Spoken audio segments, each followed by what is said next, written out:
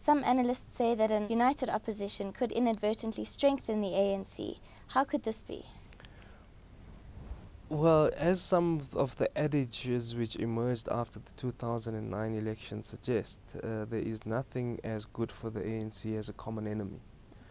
And that, I think, is really where this suggestion seems to emerge from. That while there is a lot of policy and political convergence within the ANC and the alliance partners of the ANC, they do, between election periods, really begin to fracture on the basis of policy, on the basis of politics, on the basis of what kind of interests they each want to pursue, and who wants to be hegemonic within the alliance to determine what kind of policy outlook the ANC in parliament and in government must take.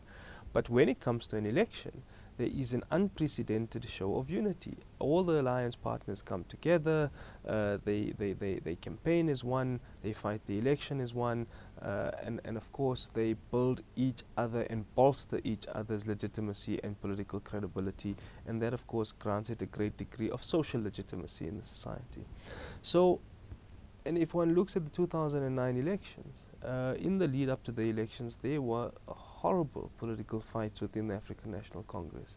But as soon as the Congress of the People had kind of emerged out of the ANC, had kind of presented some degree of opposition, and which could, to a certain degree, claim the same political legitimacy, the same anti-apartheid credentials, and in some cases even a post-1994 consensus on legitimacy. It's a new political party. It is untainted by any previous history. Then the ANC found that there is a common enemy for them and the alliance, and that of course really galvanized the ANC's electoral machinery.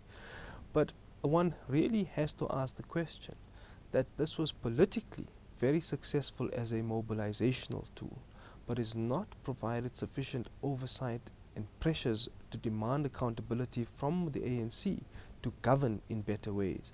So what it forced was better politics from the ANC, a greater amount of consensus seeking within the alliance, and a construction of a common front within the alliance for political purposes, but not necessarily for governance purposes. Now, of course, some would say that there is a very artificial, and I agree that there is a very artificial difference between politics and governance, because governance is ultimately a byproduct of politics. You can only have governance after you've tested political and social legitimacy.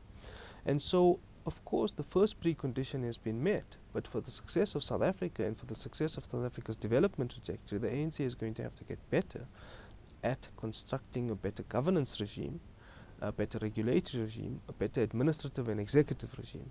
And of course, opposition parties, whether in alliance, whether in coalition or otherwise, are going to have to get better at two things. Firstly, build greater amounts of political and social legitimacy so that they can challenge the ANC and the ANC alliance politically, but at the same time, build the kind of routines to demand the accountability and exercise degrees of oversight over governance, which will force the ANC to govern in ways which are better than the way in which it currently governs. But for that, of course, they would require a greater amount of political support.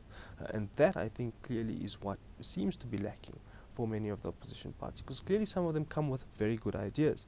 However, they don't have the political and social legitimacy to be able to push through the kind of oversight and the kind of accountability they could extract from the ANC in government, in governance regimes, to be able to force them to do better.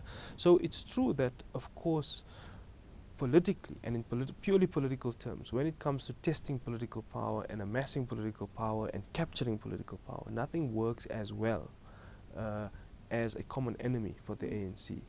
But in governance terms, that doesn't seem to translate to the same degrees of efficiency as it does for the ANC in political terms.